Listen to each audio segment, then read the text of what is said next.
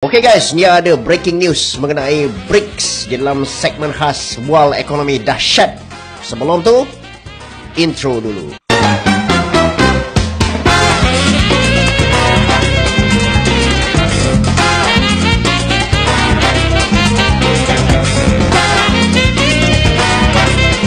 Jadi di dalam segmen World Ekonomi Dahsyat, untuk kali ini saya akan ceritakan korang sedikit update mengenai BRICS. Okey, sebelum tu, jom kita tengok sedutan video ini dulu. Lebih 20 negara secara rasmi memohon untuk menyertai BRICS, iaitu sebuah blok ekonomi yang sedang pesat membangun merangkumi Brazil, Rusia, India, China dan Afrika Selatan. Okey guys, daripada berita terbaru yang kita dengar, ada negara-negara lah yang baru nak apply masuk join BRICS ni. Sebelum tu jom kita cerita sikit lah mengenai latar belakang BRICS ni. Apa sebenarnya BRICS ni? BRICS ni dia adalah satu kumpulan kerjasama ekonomi yang dianggotai oleh 5 buah negara, iaitu Brazil, Rusia, India, China dan juga South Africa. Dan kalau korang tanya aku lah, aku boleh kategorikan BRICS ni sebagai salah satu kumpulan geopolitik. Antara kumpulan geopolitik yang terkenal, contohnya macam G7, G20, BRICS dan juga OECD. Jadi dengan adanya BRICS ni, dia dapat balance up kuasa-kuasa besar, contohnya macam geopolitik G7 lah. Jadi dengan adanya kumpulan ekonomi dan geopolitical groups seperti BRICS ni, dia akan dijangka membawa satu peluang baru lah kepada anggota-anggota BRICS ni dari segi kerjasama perdagangan antarabangsa, pelaburan dan sebagainya lah. Dan kalau korang nak tahu, walaupun Rusia ni salah satu anggota BRICS ni, sebenarnya Presiden Rusia Vladimir Putin, dia tak boleh menghadiri BRICS punya summit tau, sebab dia ada ICC arrest warrant.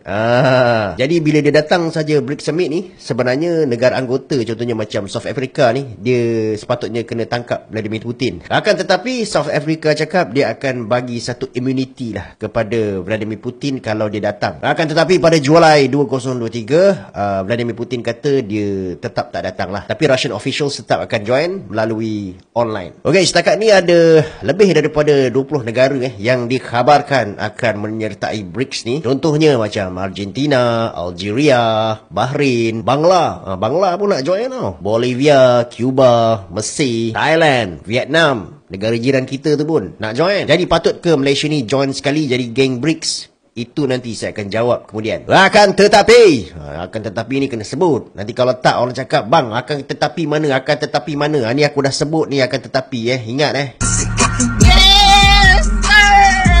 Pada saya ada 4 tunjang kerjasama di dalam BRICS ni. Nombor 1, penubuhan New Development Bank ataupun NDB, yang mana dia punya initial capital dia adalah sebanyak 50 bilion. 50 bilion ni dapat daripada mana guys? Setiap negara BRICS ni, 5 negara ni menyumbang 10 bilion.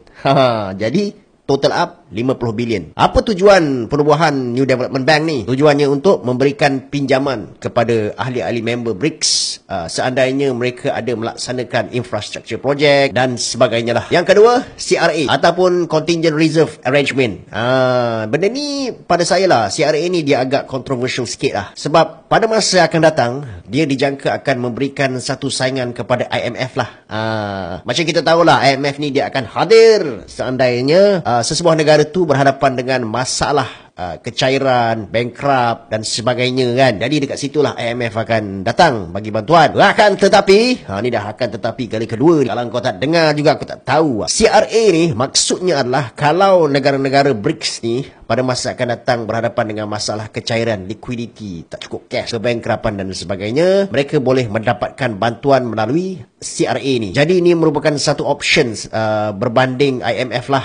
Pada masa akan datang, negara-negara BRICS ni tak payahlah nak pergi IMF lagi kan. Yang kita nampak lah lebih condong kepada Barat ataupun US. Yang ketiga, BRICS Payment System. Yang ini pun kita kena ambil tahu juga. Sekarang ni, kalau korang nak tahu, dan bagi korang yang tak tahu, International Payment System, dia menggunakan satu sistem yang kita panggil sebagai SWIFT. Masalah SWIFT ni, dia kadang-kadang digunakan sebagai satu alat sanction sekatan ekonomi. Kalau negara-negara tu dia ada perselisihan faham, contohnya dengan US dan juga dengan Europe, jadi SWIFT ini akan digunakan untuk sanction diorang. Antara negara yang kena tempias sanction SWIFT ni adalah Iran. Pada tahun 2012, Iran kena sanction, diorang tidak boleh lagi menggunakan sistem SWIFT dan ini menyebabkan diorang terpaksa cut off diorang punya international trade payment system, diorang tak boleh nak buat transaction dan seterusnya, menyusahkan diorang. Pada tahun 2022, Rusia pula kena ban. Rusia pula tak boleh gunakan SWIFT. Jadi dia kena sanction juga.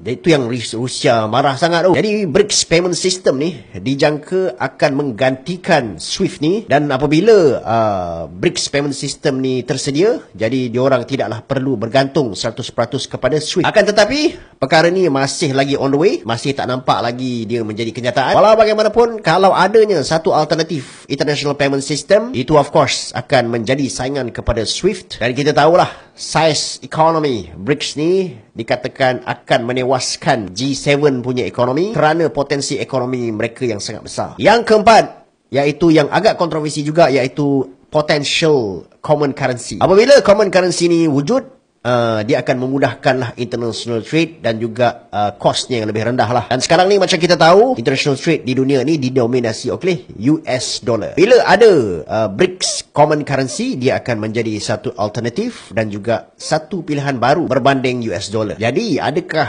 apabila satu hari nanti BRICS common currency ni wujud, US dollar akan tergolek? Akan tercedok?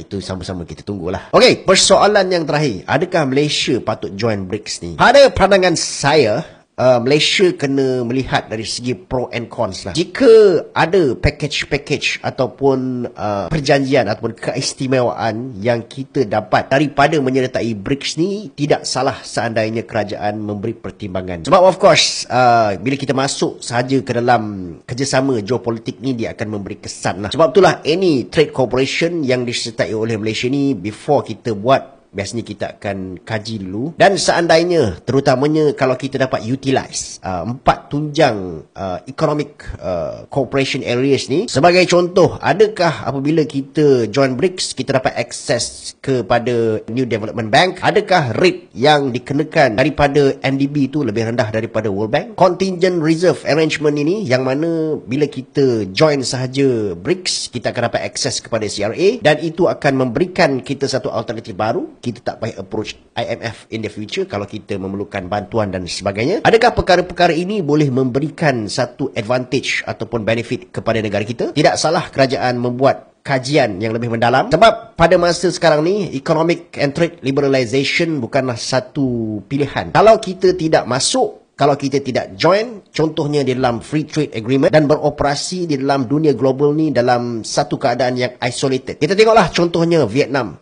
yang sudah pun join CPTPP lebih awal daripada kita, dan bagaimana mereka dapat membuka pasaran-pasaran baru hasil daripada join CPTPP ni. Okey guys, itu sahaja update saya buat masa ni. Kalau korang suka dengan segmen Bual Ekonomi Dahsyat ni, jangan lupa support saya dengan memberikan saya like, share dan juga jangan lupa dapatkan tab #ekonomis ini. Assalamualaikum guys, jumpa lagi.